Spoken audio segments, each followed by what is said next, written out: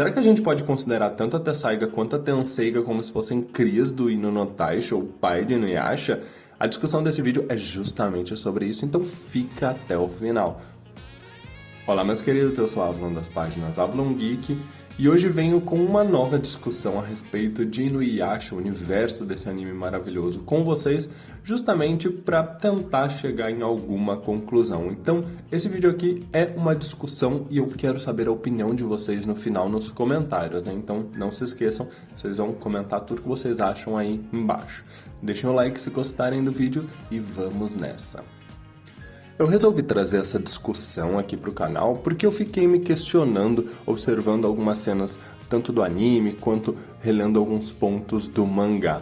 A Tessaiga, em vários momentos, assim como a Tenseiga, demonstraram ter uma certa personalidade, eu diria, uma força de vontade própria, como se fossem indivíduos, efetivamente. A gente tem demonstrações disso em vários pontos. Vou dar alguns pequenos exemplos, como por exemplo, quando a Tenseiga protege Sesshomaru do ataque da ferida do vento, é algo que ela faz voluntariamente, decidindo protegê-lo. Ela também fez isso, por exemplo, quando Sesshomaru havia perdido o Meidou Zangetsuha, o Ondas Lunares das Trevas, para o Inuyasha, mostrando para o Inuyasha qual era o ponto que ele deveria cortar para libertar os dois daquele mundo infernal. A Tessaiga também deu várias demonstrações, como por exemplo, quando ela acabava tendo a sua energia sinistra roubada por algum outro tipo de yokai, como tanto o yokai do espelho de Kana, como também com a Datsuki, aquela espada das escamas de dragão. Em ambas as situações, quando a Tessaiga começava a perder a sua energia sinistra, ela se recorria da energia sinistra do próprio Inuyasha, forçando ele a assumir aquela aparência mais demoníaca, justamente para poder resistir e proteger o seu parceiro. Isso, claro, sem mencionar as várias situações onde a Tessaiga se comportou de maneira estranha, a Tenseiga tentou demonstrar algo para Sesshomaru, até mesmo a ressonância das duas, comportamentos que mostram que elas têm efetivamente uma certa vontade própria. Isso é mostrado inclusive no terceiro filme de Inuyasha, onde a gente sabe que as duas desejavam que os irmãos lutassem juntos para derrotar a Songa, a terceira espada de Ino no Taisho, que era considerada a mais poderosa e perigosa das três. E a discussão que eu trago para vocês é justamente essa, estes comportamentos da Tessaiga e da Tenseiga. Ao longo de toda a franquia de Inuyasha, e considerando também Hanyo no Yashahime, nós tivemos diversas lâminas, diversos equipamentos que mostraram algum tipo de consciência própria, até mesmo por conta de sua energia, por exemplo, da própria Toukijin, a espada criada a partir dos dentes de Goshinki, uma das crias de Naraki. Aquela espada tinha uma energia tão poderosa e tão cruel que foi capaz de dominar a mente do seu criador, Kashimbo. Mas isso não aconteceu com Sesshomaru, que tinha ali um poder muito maior. Ou seja, não é algo que nós vemos acontecer exclusivamente com a Tessaiga e com a Tenseiga. Especialmente se a gente lembrar justamente da Songa, a terceira espada, que também tinha ali o seu poder reprimido pela energia de Ino no Taisho, nós conseguimos ver claramente no terceiro filme que ela tem sim uma consciência ao ponto de falar, de conseguir expressar suas intenções, ter um raciocínio inteligente e até mesmo de controlar corpos, ao final conseguindo até mesmo criar um corpo próprio junto com o braço abandonado de Sesshomaru. Ou seja, é praticamente uma entidade viva. E é aí que eu chego em uma certa discussão. Que tipo de entidade, que tipo de criatura é essa espada? São a Tessaiga e a Tenseiga.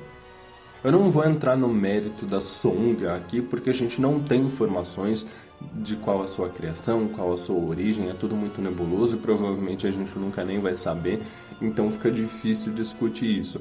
Mas em se tratando de Tessaiga e Tenseiga, a gente sabe que as duas são oriundas de um canino de Ino no Taisho. E assim, Tenseiga é uma parte da Tessaiga, né? Porém, a gente pode pressupor, então, que elas são partes de Ino no Taisho, literalmente, sendo o seu canino. E quem, dentro dos yokais que a gente mais adorava odiar em Inuyasha, tem a habilidade de criar seres a partir do seu próprio corpo? Justamente, Naraki. Nós sabemos que ao longo da história de Inuyasha, Naraki teve várias crias que ele usava a seu favor para seus planos maléficos, e dentre elas nós tivemos uma em especial, que era justamente o bebê. Este bebê, especificamente, em determinado momento, teve o seu corpo partido em dois pelo poder de um monge budista. E isso fez com que ele se dividisse no bebê, que já existia, e em Hakudoshi, uma nova cria a partir da segunda metade do corpo do bebê. E para que eu estou trazendo essa discussão? É muito semelhante com o que acontece, por exemplo, com Tessaiga e Tenseiga.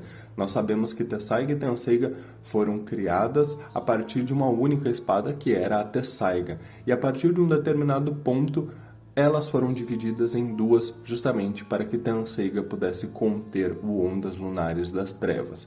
Ou seja, nós tivemos duas espadas com duas consciências, eu diria, distintas, mesmo que originalmente fossem apenas uma, algo que acontece semelhante com o bebê e Hakudoshi. E para que eu estou fazendo essa associação? É justamente para a gente poder ver que, dadas as proporções de serem espadas, oriundas de um canino, de um poderoso da yokai, é uma relação muito próxima de uma verdadeira cria, assim como acontece com Naraki.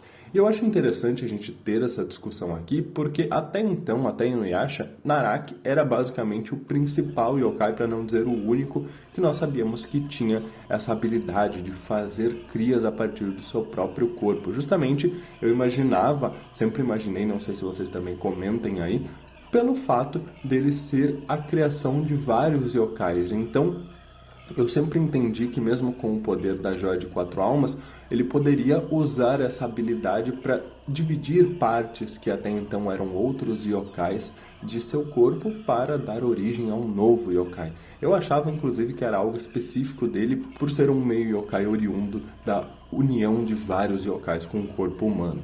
Mas a gente descobre em Hanyo no Yashahime que não é exatamente assim quando nós descobrimos que Kirin Maru foi capaz de criar duas crias, dois seres a partir do seu próprio corpo, Riko e Osamu Kirin.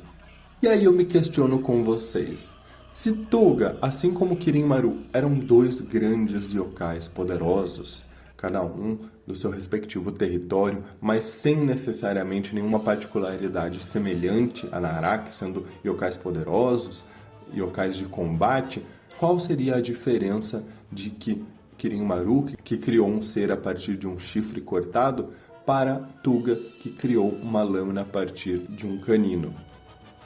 Qual seria a diferença entre os dois? A diferença entre Kirin Maru dando vida a um chifre cortado na figura de Riko, com Tuga, que deu vida a uma lâmina a partir de um canino. Estou querendo justamente provocar vocês para pensar que talvez a Tessaiga e a Tenseiga sejam nada menos do que crias do próprio Ino no Taisho. Algo que nunca é dito claramente pra gente, mas a gente pode fazer essas associações e, claro, não é oficial, mas justamente por isso essa discussão aqui. Se a gente faz essas associações dos momentos em que Tessaiga e Tenseiga demonstram ter uma certa consciência, uma certa vontade própria com o fato de serem parte do corpo de um poderoso yokai, perfeitamente elas podem ser associadas com crias deste yokai. É claro que a gente tem que considerar que o canino dado por Tuga para Totosai foi efetivamente utilizado na forja de uma lâmina. Ou seja, por mais que a gente possa ter isso como uma cria viva, o fato de ter se tornado uma lâmina é justamente por ter sido forjada como uma lâmina. Talvez, se Tuga tivesse apenas retirado o seu canino, pudesse ter ocorrido algo semelhante com o que aconteceu com o chifre de Kirin Maru, ou mesmo com o seu braço que se tornou Osamu Kirin. E eu acho interessante pensar nisso porque Osamu Kirin mesmo não foi uma cria planejada, ele foi um membro descartado. Talvez se você é um poderoso yokai e perde alguma parte do seu corpo por aí, nem que seja um canino, por exemplo, você corre o risco de acabar tendo uma cria a partir disso. E bem, meus queridos, pode parecer que eu falei um monte de baboseira aqui, que eu fiz umas especulações talvez um pouco bobas, mas eu quero saber a opinião de vocês. Eu realmente achei muito interessante essa discussão quando eu comecei a pensar a respeito de Tessaiga e Tenseiga, e eu quis muito trazer aqui pro canal. Tem muitas coisas que às vezes eu fico me questionando que não são verdades absolutas, é claro, mas que eu acho que são interessantes pra gente discutir aqui no canal, para que a gente possa tentar compreender cada vez mais esse universo de Inuyasha. Então eu quero saber muito a opinião de vocês aí nos comentários. Vamos fazer uma hashtag para saber se vocês concordam ou não, se vocês acham que Tessaiga e Tenseiga são crias de Ino no Taisho. Lógico, lembrando, dadas as proporções por elas terem sido forjadas como lâminas. Então, se você acha que isso é possível de ser considerado, se você acha que tem uma lógica nesse raciocínio, põe aí #cria. Se você acha que não tem nada a ver, que são conceitos diferentes, você pode votar colocando #não é cria. Mas eu vou pedir que você explique o seu ponto de vista para que a gente possa alimentar essa discussão, claro que com respeito, para a gente poder chegar a uma possível resposta. Então, comentem aí, se puderem deixar o like eu agradeço e compartilhem também com seus amiguinhos, convidem eles para conhecer o canal e sugerir os animes que eles gostariam de ser discutidos aqui. Muito obrigado por tudo, um grande abraço e até mais!